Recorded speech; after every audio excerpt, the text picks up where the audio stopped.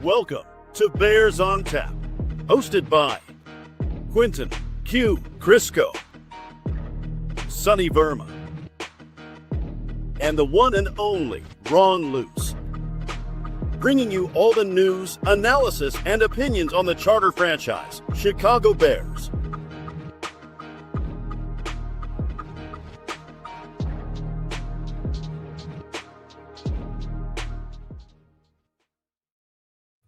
The Chicago Bears are 6-3 going into Minnesota this week for a week 1 rematch with the Minnesota Vikings, a game that they lost in heartbreaking fashion in week 1. We are Bears on Tap. We are here to preview that game coming up on Sunday at noon Central Time.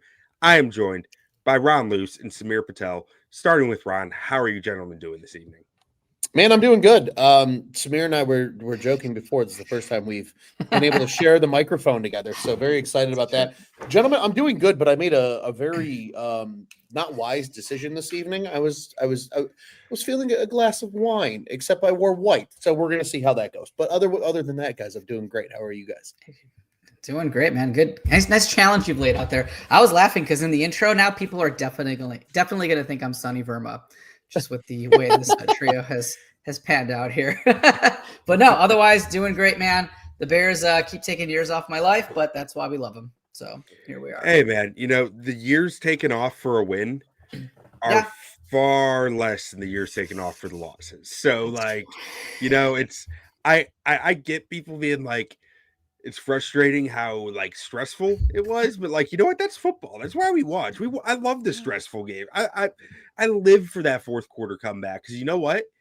That's what makes it easy to watch when they are down by 10 in the fourth quarter, down by 13 in the fourth quarter, and you're sitting there going, everyone's doom and gloom. Why should we be? We have Caleb Williams at quarterback. We do. Iceman. The Iceman himself. I mean, right. It's exciting to hear Kevin Byard sitting there going, yeah, we know as long as it's close in the fourth quarter, we just got to get the ball back to Caleb. I've never seen a quarterback like that. Never in my life. I don't know what that means. Yeah. I'm still trying to adapt to it. It's the toy you see when you're window shopping for Christmas gifts, but you never can afford it yourself. That's how I feel as a Bears fan. I don't know what it's like to have the full size R2-D2 from Home Depot right now in Bears quarterback form. I don't get it. It doesn't make sense. Doesn't make sense. But gentlemen, before we get too much into this game, I want to kind of gauge your thoughts on thinking back to week 1. What's changed for the Bears since week 1, and whether that is stuff that can work in their favor, work against them in this game. Maybe what's changed for the Vikings, if you have that on the top of your mind. But what do you guys see being different this time around? Starting with Samir. Well, I think it's a huge advantage actually for the Bears now that Ben and Caleb have 9 games under their belt where they can, they've worked through the kinks. They've worked through their feeling of each other out. They know Caleb kind of understands where Ben's coming from. Ben knows what Caleb does well. I think that only helps them, to be honest. I actually think that they play better on the turf indoors because of the way that they're built with their athletic personnel. So I think it's more advantageous for them. Now, we will get Jordan Addison this game. We didn't have him last game. And as we know, the wide receiver 2, C. Higgins, T, can really exploit our matchup because of the depth at our cornerback position. So that part worries me a little bit. But I think this game helps the Bears more than the Vikings, seeing them again, 10 weeks later. Rob? Echoing what Samir said too, especially considering Asante Samuel Jr. decided to sign with the Pittsburgh Steelers rather than the Chicago Bears. That was the big news today. I agree, Samir. The big thumbs down for that one. But I think the comment section's correct here. My dad's is saying, the running game, the left tackle and the wide receivers blocking their ass off, as Scott from Iowa says. That is the difference, right? It took this Bears team probably a good month to really get the run game going where they wanted it to go and where Ben Johnson's vision started to thrive and what I think Bears fans expected out of a Ben Johnson run game. And that can completely change the tide because now Brian Flores may have to get away from what he likes to do best if the Bears are able to successfully run the football. Samir, I think that's a great point about playing indoors with the turf and being a little faster because of the depth of their personnel. And I'll tell you what, man, the more they can run the football and keep the possession in the hands of the Chicago Bears rather than the Minnesota Vikings, the less we have to hear that godforsaken horn every single time that they get a first down. So I like where you're going with that, Ron, with the run game. And like as I'm looking at that week 1 game, Kyle Monunga didn't have a single carry. DeAndre Swift was the only running back to take a carry. He had 17 carries for 53 yards. DJ Moore had 3 carries for 8 yards. Caleb Williams put together 58 yards in the ground, but that doesn't really count towards run game in my mind because that was a lot of that was scramble yards. So I think that is the like their playbook was not very open in that first game, is what that's telling me, and their personnel packages were not very open in that game. So to me, I'm looking at what they've done to this point. It's like, okay, they've clearly gotten much more comfortable with much larger sections of the playbook, so everything on the table at this point. Where that week 1 game, it felt like the first two, 3 possessions, you were like, okay, they're good. And then like they didn't do anything after that. It just kind of it all petered out. And that's the big difference to me, I think, is where they're not just relying on that second series, because they've gotten comfortable with so many different concepts that they can throw out there. Yeah, it's no longer the script, right? Like that's the big key. A lot of teams like to script their first, 10 to 20 plays of a game sometimes, depending on what they know they're going to see and things like that, especially before halftime when teams make adjustments. So you're right, Q, right? They probably got comfortable with the script in that first game. And then once you had to go off script, they probably weren't able to go as deep in the playbook. So a lot of things were more vanilla. The Vikings adjusted, and unfortunately, the rest is history as a loss. And now, sorry, go ahead. No, go ahead, Samir. Take it. I was going to say, now we're saying the same thing. We're saying this about Caleb and Ben. We also have to look at it from the other side, right? McCarthy, very first start, he played like really terribly the first 3 quarters, picked it up in the 4th quarter, somehow won NFC Player of the Week. That's a different story. But now he's had a couple more games where it's been a mixed bag. But at the same time, now KOC is also more familiar with what McCarthy can do and what he can't do. So he's dialed in a little bit more to his quarterback as well. So I think it does go both ways. One thing I am a little worried about is they did clean up the penalties in the previous game. They only had 3 for like 25 yards, I think. Now they're going to another loud, hostile environment. Can they minimize those false starts? Can they minimize the pre-snap stuff to keep themselves from being behind the sticks? Yeah, that's a really interesting point because, Ron, I believe you've been to games in that stadium. I'm not sure how I sure have. How Bears fans travel there. I know Bears fans traveled so well to Cincinnati. What would you expect it to be in Minnesota? There will be a fair amount of Bears fans. Like Bears fans still travel pretty well, I think, anywhere in the NFC North just because of geography. But the Vikings come to play, man. Like they come to play in that stadium, and there's so many things in that stadium that are designed to be home field advantage. The horn is obviously one of those, right? You get the skull chants throughout throughout the stadium. I think the way the stadium's engineered, it's made to make it sound louder than it actually is, just based on how everything the architecture was designed. But also, and it's a nuanced thing, but it's important for these noon games. The roof is designed in a way where the sun shines directly in the eyeballs of the away team on their sideline. And like completely on purpose. So there is a lot of kind of that home field advantage type things that they'll have to account for. But that being said, I really do think what Samir said is such a great point. Like playing indoor, you don't have to worry about the weather. Like there's no concern. Caleb doesn't have to throw fastballs on every ball because he's not worried about it sailing because of the crazy winds we had this past weekend in Chicago. Like they could go in there and they can sling the rock around however they want because there's nothing climate-wise that they have to worry about. Yep. Yeah, and that's a interesting fact about the Vikings this year. They're 1-3 at home. Good. lost to the Falcons week 2. They beat the Bengals pretty convincingly in week 3, then lost to the Eagles in week 7, and lost to the Ravens just this past weekend at home. And so tougher home schedule that they faced. Generally, I'd say. I mean, even if like the Ravens record isn't good, I think they're a good team. But it's still just interesting to me for a team who I almost expect to be like well above 500 at home every year. Yeah, and I wonder how much of that too is just quarterback play. And this year, like, historically, Kirk Cousins played very well in Minnesota, right? Mm-hmm. I think that's something that we became very accustomed to as Bears fans. This year you've gotten a mixed bag of Carson Wentz, of JJ McCarthy, even McCarthy, and a terrible alter and ego. 9. Yeah, 9. and 9. We're gonna be playing 9. 9 is thank you, Scott. Exciting. That's like that movie, The Number 4. It's exactly the same vibe. But I think a lot of that too is just the inconsistency of the team. Samir mentioned Jordan Addison, right, in his absence for a fair amount of the season. Jalen Naylor, as their third receiver, has kind of shown up. He showed up big this past week, and then has been non-existent in other weeks. Right, I just don't think they've been able to get into a rhythm either. And sometimes, especially when you're in your own building and you're trying to take advantage of the atmosphere, and maybe sometimes you almost overdo it. I don't even know. To me, KOC wouldn't be that kind of coach. Well, correct me if I'm wrong, but I think they had 8 false starts last week at home. It was like some kind of funny. like crazy high number that they had in their own building. So you're right. The home struggles the home cooking hasn't been there.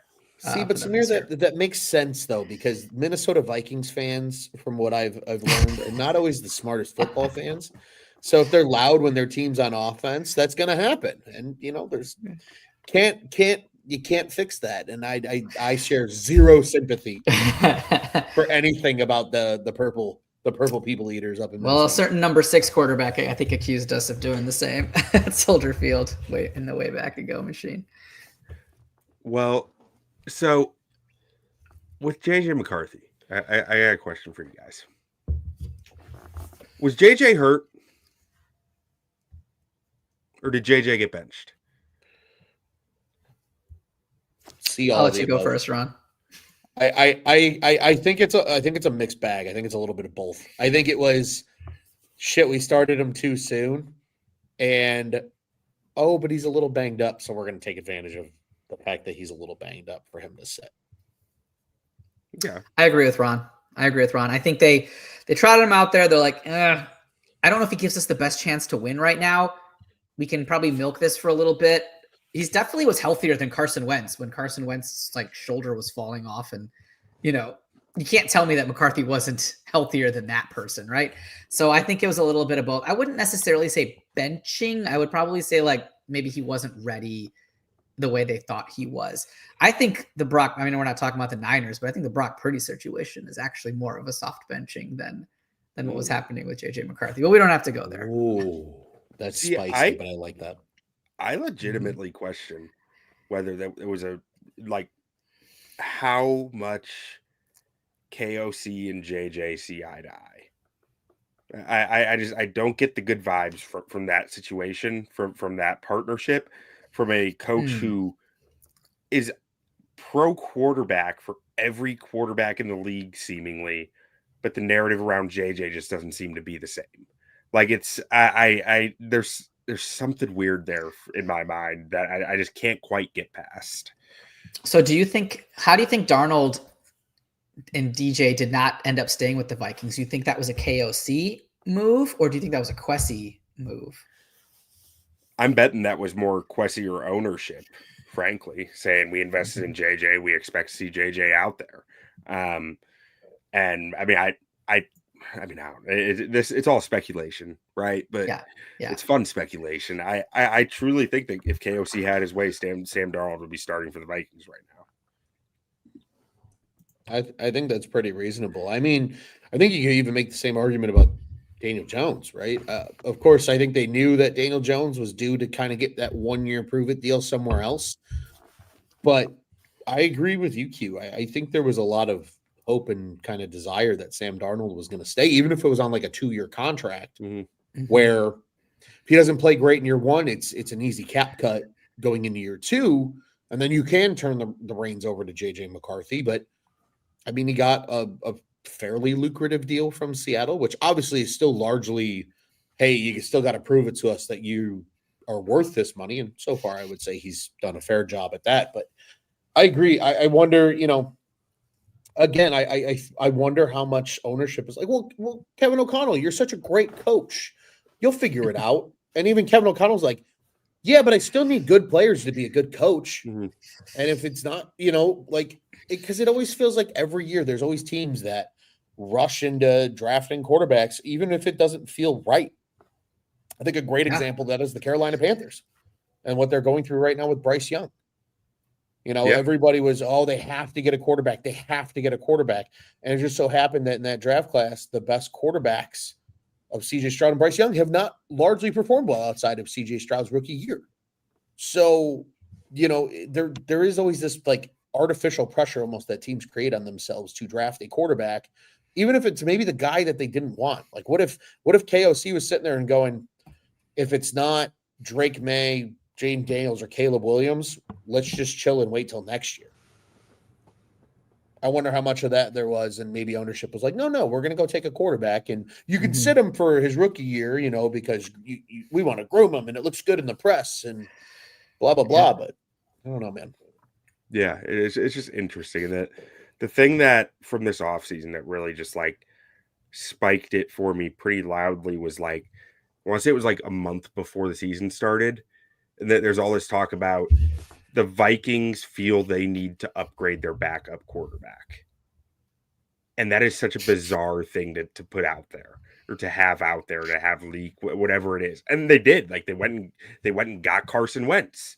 But like that's like, why do you feel you need to upgrade your backup quarterback? So it felt so weird to me. And then nothing else has been able to convince me otherwise since.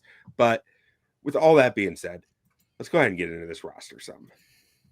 So do you guys have any overarching thoughts that you want to throw out there about the Vikings before we dig into our segments, starting with Rod on that? Q, this is always a team that every year I look at their roster and I go, they're okay. But I think there's elements of this roster this year that in maybe years past weren't as deep. And I think the defensive line is one of those spots, right? We've seen it, Q, I remember you and I sitting on this show in the postgame after, the first game of the season about Hargrave and how good he was. Jonathan Allen, still a respectable player. And then, of course, I mean, Greenard and Van Ginkel, I think, are two of the more underappreciated pass rushers in all of football. I really do. Especially Van Ginkel. I think he's such a do-it-all Swiss Army knife and just incredibly good at what he does. Metellus is kind of that type of player as well, right? Where I think he just flies under the radar because he doesn't really necessarily have a true position. He's just kind of a wild card player and can do everything on the defense that Brian Flores wants. But then I look at the offense and I go, yeah, they have Justin Jefferson and Addison's a good player, but like Hawkinson really hasn't been, I don't think, as good as they've needed him to be. And, their offensive line is solid, right? But again, I'm underwhelmed by their tailbacks. Maybe some of that's a personal vendetta because I took Jordan Mason in a lot of fantasy leagues and he's been largely a disappointment. So I just think, again, like every year I look at this team and I go, meh, they're okay. And they somehow overperform to what I believe deemed okay is. Now, granted, I think 4-5 is completely respectable right now in terms of how this roster is built for them to be at this point in the year. But they're just such a meh team. And I'll be honest with you, Q, it almost hurts my stomach to say, but like I almost think I dislike Vikings fans more than I do Packers fans. Like wow. I've met some pretty miserable Vikings fans at Bears Vikings games. I've been to 3 Bears Vikings games in my lifetime now, I think. And I think every single time I always found 1 or 2 Vikings fans that just made me hate the team even more than I already did before. Okay. All the Vikings fans I've ever encountered are very Minnesota nice. So, I mean, see, we find different things apparently. Samir, do you have any thoughts? Yeah. So, I mean, honestly, I do see some like name power, right? When you just do a quick glance, you're like, oh, Addison, great. Darisaw is a beast, right? And you're like, oh, Freeze is good. Donovan Jackson, great pick. You know, Hawkinson, Jefferson, these are great names. Isaiah Rodgers has had a very, I don't know, he's had some really, really strong weeks. I think maybe just one strong week. I don't know. We all know the game I think I'm talking about. But yeah, to Ron's point, that defensive line has a little, and one name that's not even on here is Dallas Turner, you know, who's a high draft pick and can get after the passer as well. Greener, though, man, we could be dodging a bullet with that guy, you know, maybe being hurt or not at full strength, because I think, and we'll see this on the Bears side of it, but Benedict has really struggled in pass protection. And I think if he gets lined up with Turner or Greener to Van Ginkel, I'm kind of worried about what that's going to look like. So that defensive line scares me a little bit. I think Hargrave, the first time they played in week 1, had 2 sacks or something like that against the Bears as well. Now the interior has really shored up since then. So I'm hoping, you know, and he hasn't had like made a ton of noise, I don't think, throughout the season, but I am worried a little bit about that defensive line, especially because it doesn't seem like Benedict's going to have an easy task no matter who is lined up across from him. Yeah, and I'm glad you mentioned that with Greenard. There is question whether he will be playing this week or not, in which case, if he's not, we'd see a lot more Dallas Turner out there. But with all that being said, let's go ahead and jump in to our first segment here. The baddest man. All right, starting with Samir. Who is the baddest man on the Minnesota Vikings? Okay, so this is going to be maybe a little bit of me being over dramatic, but I think I'm going to have to go with Aaron Jones Sr. because this man just gives me nightmares. Every time the Bears play against him, he's just a notorious Bears killer, and now he's healthy again, and he just terrifies me. I mean, week 1, he only had 23 rushing yards, but he had 44 receiving yards and a touchdown. And for some reason, the Bears just can't seem to tackle him. I think we still have PTSD from that like 3rd and 19 conversion he had. Was it last year or 2 years ago? And you're just like, why can't we tackle this man? And I don't know, last week against the Ravens, he was back. He had 47 yards on the ground and a touchdown and 22 yards receiving. Like he's just like a smart, heady kind of do-it-all guy. And I don't know, kind of like your Samaje Perine PTSD that you had, Q. This man does it for me. I just don't want to see him on the field against the Bears ever. You never have to talk too much to convince me in Aaron Jones being a bad man. I mean, against the Bears for his career, he's averaged 80 yards a game with almost 1 touchdown a game. I mean, that's the dude's hurt us. He's hurt us a lot. Yes. So I totally get where you're coming from with that. Ron, where are you going for your baddest man? You know, there's low-hanging fruit, but I think for sake of the segment, I'm going to avoid said low-hanging fruit.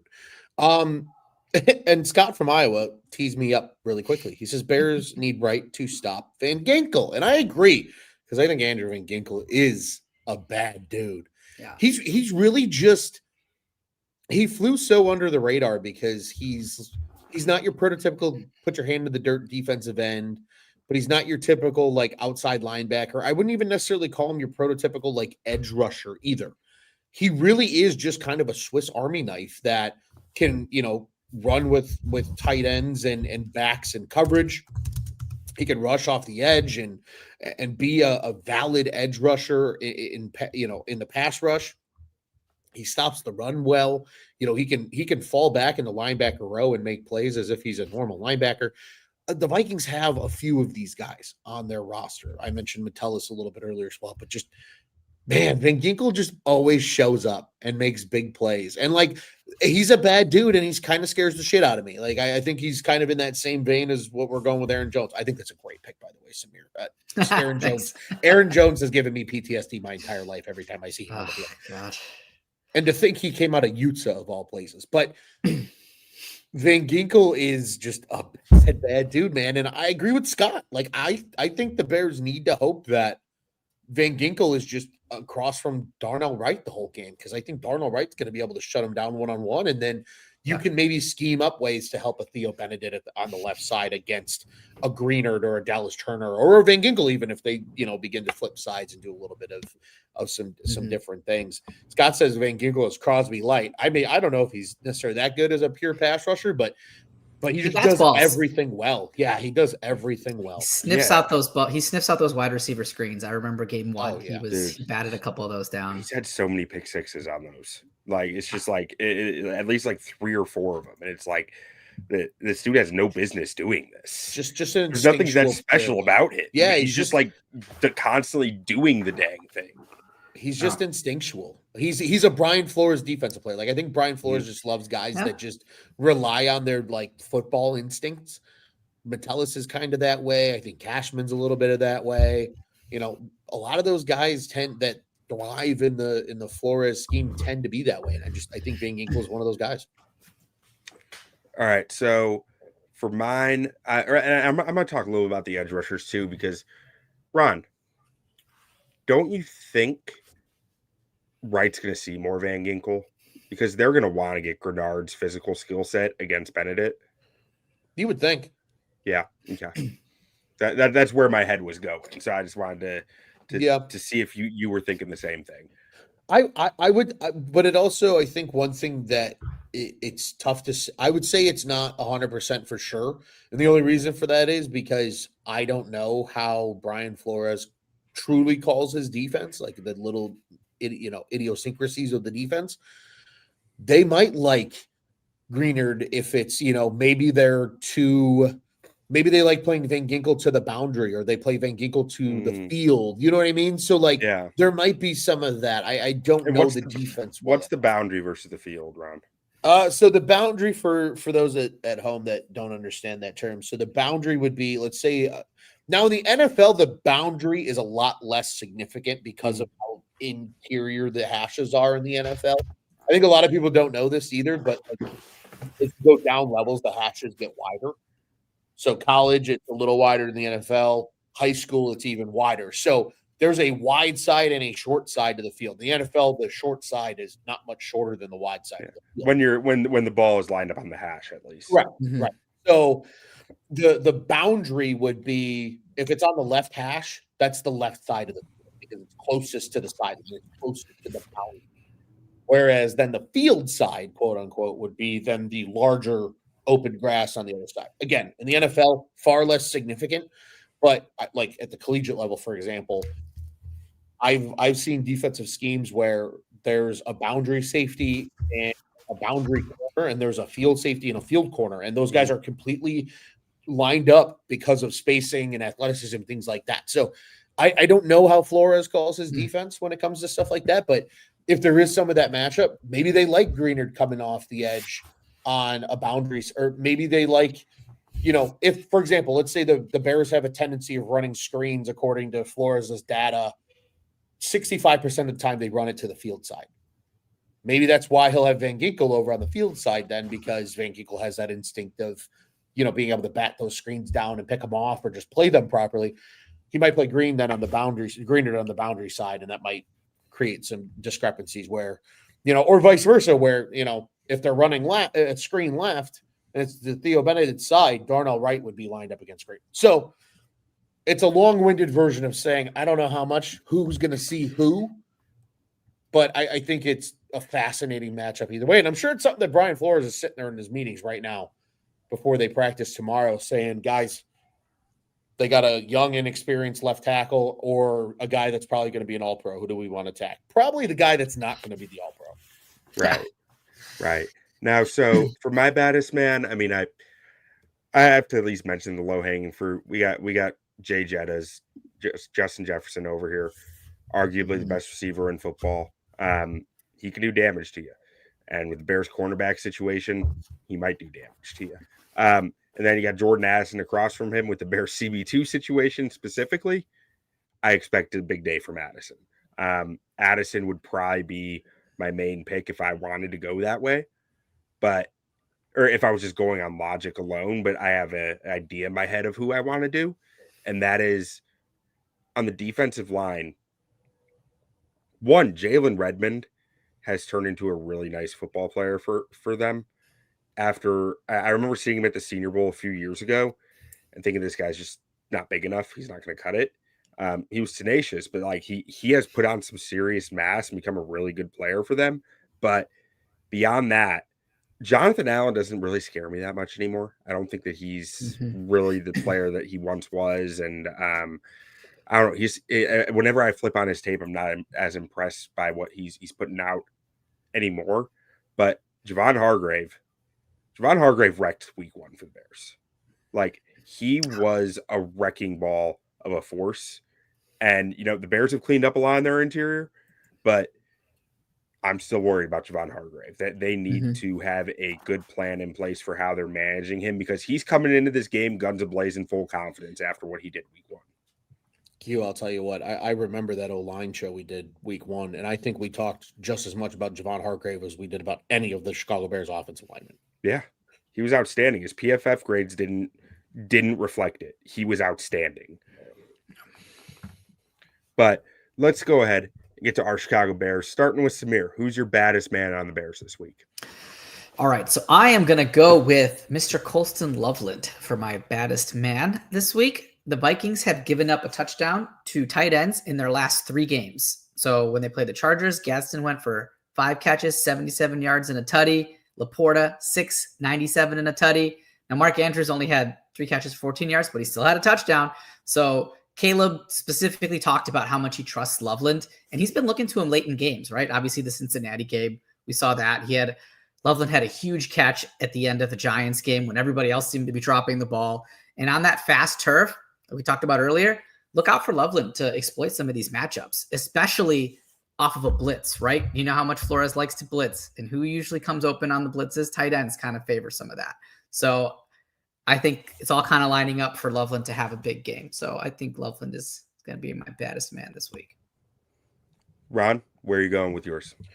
Samir, I think that's a spectacular answer and also spectacular explanation. You know, I'm gonna go. We're gonna go with him. We're gonna go with him. Q, I know you're gonna appreciate this. One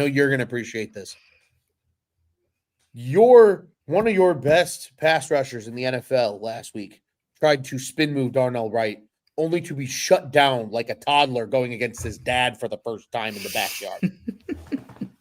Darnell Wright's that dude. Like, we're talking like baddest dude, and like, you know, it could be subjective week to week. Darnell Wright might just be the baddest dude, period. It might get to that point. He has been so incredible, looking like a top 10 pick tackle over the last 6-7 games now. I mean, he has been so critically important to their success. Don't get it twisted. I love every single guy that puts on the blue and orange that plays on the O-line right now. But Darnell Wright is such a treat to watch every week. And the way that he seemingly just vaporizes opposing pass rushers in the gameplay, right? Brian Burns did shit against the Bears.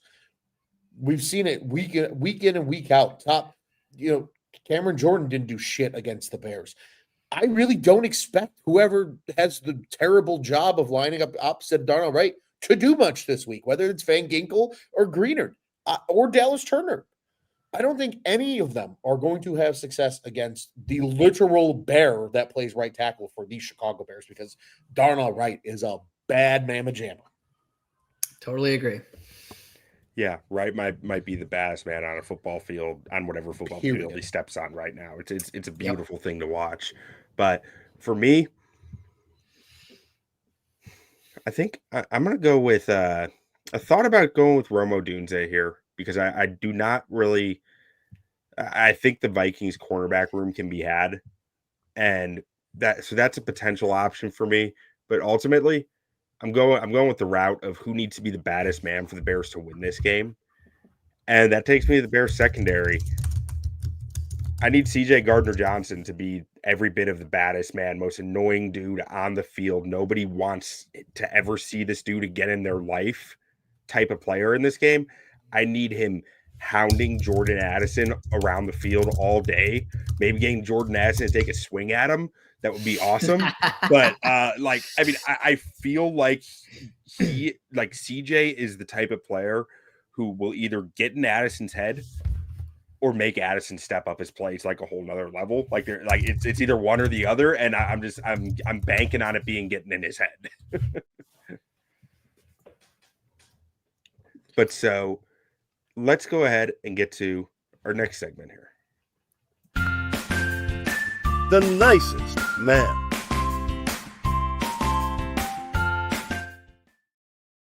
All right, starting with Ron. Who's the nicest man on the Bears this week? Who worries you the most?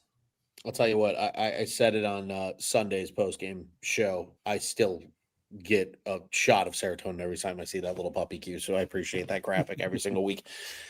You know, the nicest man, I think, for me on the Bears this week, Q, I'm going to the position group where you chose your baddest man. I'm just going to take the Bears outside corners in general. They got their work cut out for them. Don't get me wrong. I think we've seen a huge improvement in Tyreek Stevenson's play over the course of the season. And we know what CJ Gardner-Johnson is going to be able to do in the slot. But you mentioned it, Q, right? Addison could feast this game. We've seen it in the past. How many years do the Bears play the Vikings and Jalen Johnson locks down Jettas or vice versa? And it's Addison going off for the huge game because the Bears just haven't had that secondary corner. Stevenson was still learning as a young player. I just think they have their work cut out for them. There's no environmental factor to favor them, right? It's not going to be super windy. It's not going to be raining. It's not going to be snowing. There's nothing like that could affect the flight path of a football in the air. It's going to be a beautiful, cool, calm, collected 72 degrees inside US Bank Field. And if they're not careful, Tyreek Stevenson and Nahshon Wright could have a really long day on Sunday. So I think more so for the matchup and just I guess we'll call it PTSD for lack of a better term, of years past against the Minnesota Vikings. Mm-hmm. I really think it's those two guys. Honorable mention, though, to whoever the Minnesota Viking are. Disregard my thought. I'm getting ahead of myself. I got to save that one. But that's who I'm going with, man. It's for no other reason than just I think it's a brutal matchup for those guys this week because it's a tough task that they're going to be asked to handle. Yeah. Samir, where are you going? I think it's a great pick, Ron. And Addison is a underrated route runner. I think he can have Nahshon Wright on skis if he's not careful, right? And he can just juke him out of his pants. So I expect a pretty big game from Addison as well. Got to pick your battles, I guess, on that. I'm going to go with Noah Sewell. He had a rough game last week. And look, I told you I'm scared of Aaron Jones Sr. This guy's probably a large reason. TJ Edwards probably not going to play again. I wouldn't think he's back from hand surgery quite yet. Maybe I'll be surprised. But if Noah Sewell's out there again, look, Jones is that dual threat, right? And the man most likely going to try to tackle him is going to be one of our linebackers, right? And Tremaine Edmonds is having a phenomenal season, so let's not focus on him for this segment. But Noah Sewell, he wasn't sharp against the Giants. We saw him try to tackle Singletary. Big missed tackle. It would have been a fourth down. I think he's maybe in his head a little bit. Aaron Jones is a very smart player. Noah Sewell hasn't seen a ton of reps. I feel like if they get matched up on each other or he's in open space, it's going to be a problem. I think Sewell is going to be a liability if he's out there again this week. And it sucks. I like him and he plays really hard and all that. Nothing against him as like a, person, I guess, in that sense, but he just has his limitations. That's all. No, I think that's a great pick. And I don't think Edwards is going to play. I missed that in the graphic. That should be Noah Sewell there. Mm-hmm. And we've seen his limitations in coverage become issues. And if there's one thing Aaron Jones has been able to do for years, it is take advantage of linebackers in coverage. So I think that's a very fair pick. For me, I think I'm kind of piggybacking on you, Ron, because I think Noah Sewell probably would have been my guy. I'm a little worried about Tyreek Stevenson in this game. I'm a little worried that Jettas is going to get the best of him. It didn't really happen week one. Jettas only had 44 yards. Jalen Johnson was still out at the time, so Stevenson was your number one corner in that. But I just feel like there's Jettas had that. There was a moment in last week's game where like he had no effort after an interception to make the tackle. It was like, I mean, the coach has probably got on him for it. And I don't think Justin Jefferson is a diva. Like, I think that he's a guy who really does care about his teammates and playing hard. And like, we have seen him on interceptions in the past. I've seen him decleat cornerbacks before. Like, he's never been that guy. So I can't help but wonder if there's a big game coming for him, and whether that puts a spotlight on Tyreek Stevenson that, you know, he's going to have to step up to, and I'm a little worried about. Tyreek had a bad game against the Giants, right? He let up that big play, a couple big plays, and then on that flea flicker, that guy was streaking right past him. They botched that flea flicker, so they weren't able to get a good throw off. But the play, I forget if it was a tight end or a receiver. I think it was a receiver. Beat Tyreek. Tyreek was fooled on that, and that could have been a touchdown very easily. So I share your worries there as well, Q. Yeah. Now, for the Vikings, kicking this over to you, Samir. Where are you going for your nicest man? So I am going to call out, and this might bite me in the ass, but I'm going to go with Brian Flores as our nice guy for this week. Yeah, I'm saying it. Look, Ooh. Caleb Williams has had success against Flores. 3 games, 4 touchdowns, no picks, almost a 94 passer rating. Ben Johnson independently has had success against Brian Flores. Almost 30 points per game, close to 400 yards of offense he's averaging. First meeting, didn't get to those numbers, right? However, like we talked about before, Ben and Caleb have come a very long way since then. And I think that their independent successes now they'll have some good tandem success against a man that they've both seen before. And now they get to attack him together. I'm going to say Brian Flores is my nice guy. I'm going to call him out and then, probably regret it. But here we go. Let's go big or go home. Ron, where are you going? That's Samir. It's funny. I sat here and I said, who is going to be my nice man on the Minnesota Vikings? And I came up with a name. And we're ironically on a very similar wavelength. All right. Kevin O'Connell is my nice Okay. guy. All right. And the reason I say that is maybe he's getting a little exposed right now because they don't have a competent quarterback. JJ McCarthy maybe just isn't ready. I'm not saying JJ can't be a good quarterback in the NFL. We don't know. He's a second-year player, and he really hasn't played a whole lot. So we really don't know what he is as a quarterback. He's effectively a rookie if we're going by games played and snaps and all that. I believe Caleb's rookie year had as many dropbacks as JJ had all of college. Yeah. I mean, so think about that, right? I mean, just not a lot of football played. And unfortunately for Kevin O'Connell, I think he's a really, really good coach. And I think if he has a really, really good team, the ceiling for his coaching ability is a lot higher. But unfortunately, he's been kind of hamstrung in his tenure as head coach of the Minnesota Vikings.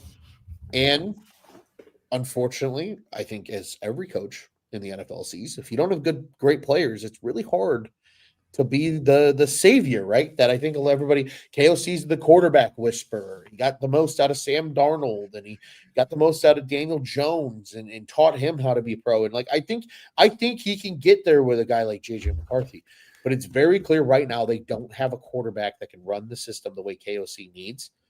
And you're starting to see it, right? They drop a game last week, a horrific ending as well to, again, a good Baltimore Ravens team nonetheless. I think he also, having outcoached potentially Ben Johnson the last game, has a big red target on his chest too, in Ben's eyes, to get some revenge and some payback. So, I think KOC is going to be my pick this week, just because I think there's something to prove a little bit, with just how this season's going for the Vikings right now, without Sam Darnold there. With largely not much of a different team outside of that, they look completely different on the field so far this year.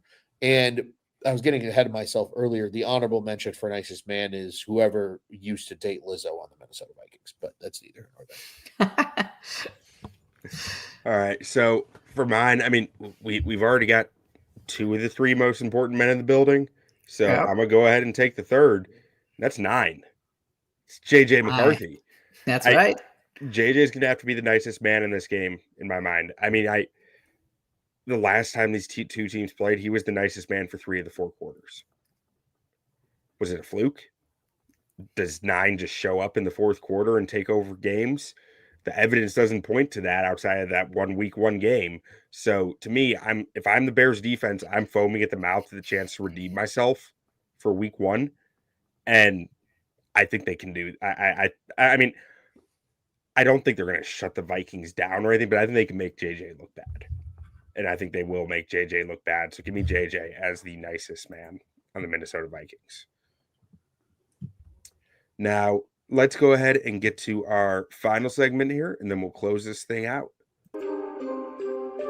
Keys to victory.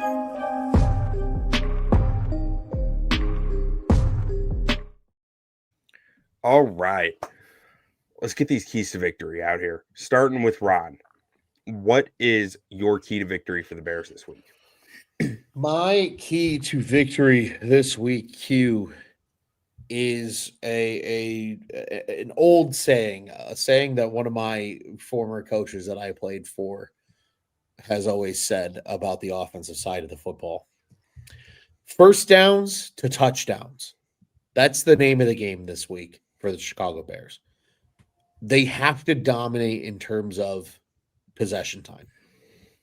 Just wear this defense down for the Vikings. Don't even give Jettas and Addison an opportunity to dice up your corners. Control the clock, control the ground game, run the rock, run the football. 4 yards is a quality play. First downs to touchdowns. And then we can minimize how much we hear that godforsaken horn, because I'm not going to lie to you. When I heard it in person at the game, it makes me cringe every single time. Just as soon as the PA announcer announces a first down for the Vikings, and it's just every single time. Deafening. I don't want to hear it. I don't want to hear it at all. And as a result, dominate the run game, first downs to touchdowns, and we'll be in good shape, and we'll be talking about a 7th Chicago Bears victory. Samir, what's your key? So I feel like this could be a key every week. Just takeaways. I think I'm kind of relegated to the fact that this defense just really can't stop anyone on a consistent basis. We saw it with the Giants. You were kind of like, we really need a takeaway here. It's hard to get them to get teams to punt. Now I know their third down defense is actually pretty solid, but I think we're going to need a takeaway. I think a couple takeaways. I know maybe JJ McCarthy, he's not all that skilled, but he does have skilled players around him. So I do think you're going to need to get some extra possessions here and there to really put your foot on it. And then the other one that I did have, and I mentioned it earlier, was the penalties. They've gotten a lot better at it. It's going to be a little bit more challenging in US Bank Stadium, but don't get behind the sticks. Don't give them extra first downs. Stay out of that 3rd and long situation so Flores can't get as creative as he would like to get. And I think that the better team will win. Just don't shoot yourselves in the foot. Okay, I like that. And then for me, for my key, they got to make JJ McCarthy feel them, see them, and hear them. The defense. He needs to see them, hear them, and feel them. Their presence, their movement, their shit talking. I want them to make him as uncomfortable as humanly possible in his home stadium. And I think they have the talkers out there to do it. I think they have the physicality to do that. And I think that they have the defensive coordinator to be moving his eyes around with the way that they're moving their chess pieces. So to me, it's like, I think you can structure chaos that will hurt JJ or 9 in this game. It's just a matter of doing it effectively, timing it up, and being just persistent with touching him, hitting him. Like it doesn't have to be a late hit. It just has to be a hand on the shoulder pad, letting him know that you're there, right? Like just letting him know, I was right here, buddy. I was right here. Get that clock moving, get that internal clock moving on you, and just chirping at him. I want them loud. I want them just letting him know, we're here for you, JJ. We're here for you, 9.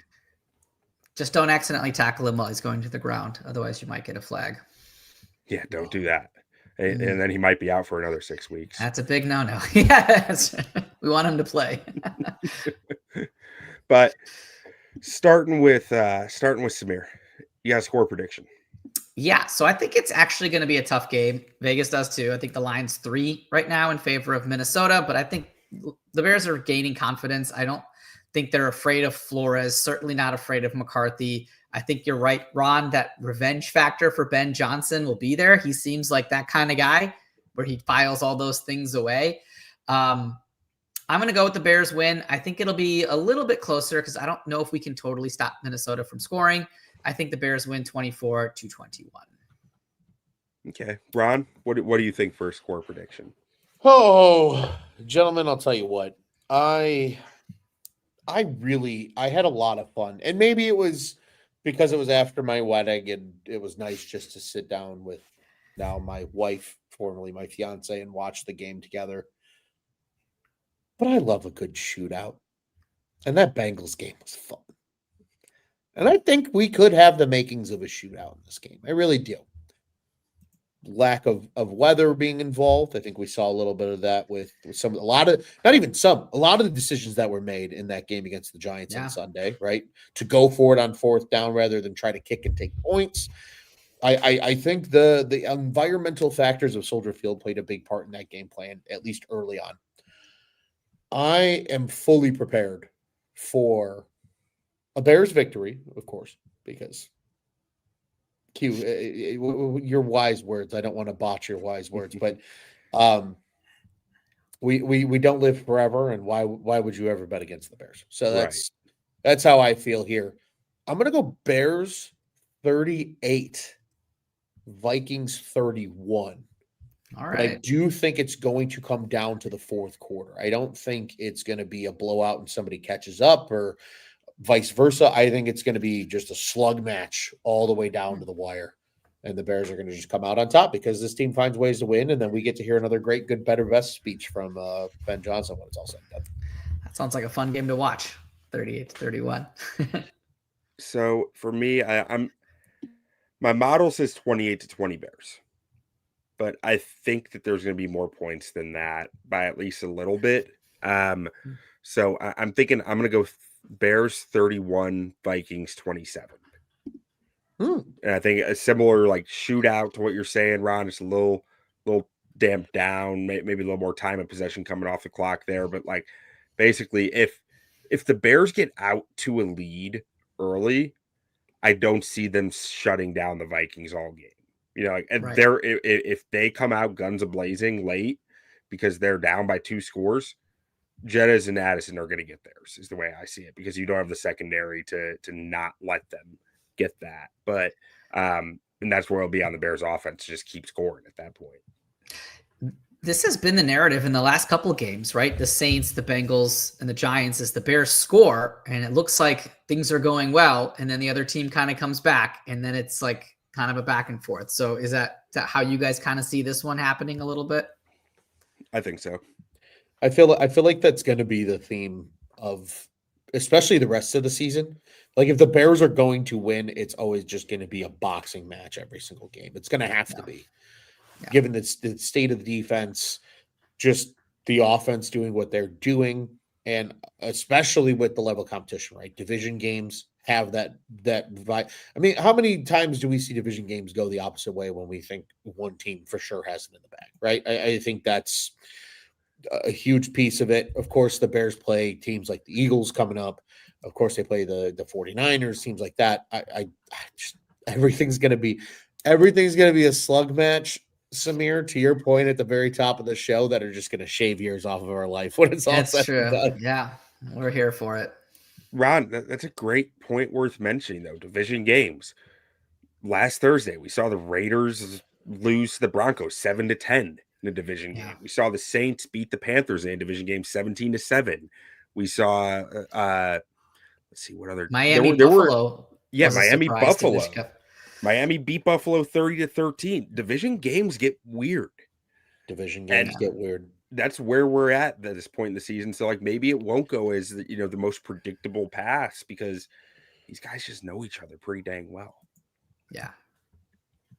But gentlemen, I think that wraps it up for us. Why don't we get out of here with a good old-fashioned bear down, and we'll talk to everyone next time. Bear down, baby. Bear down, guys. Thanks for joining us. Bear down.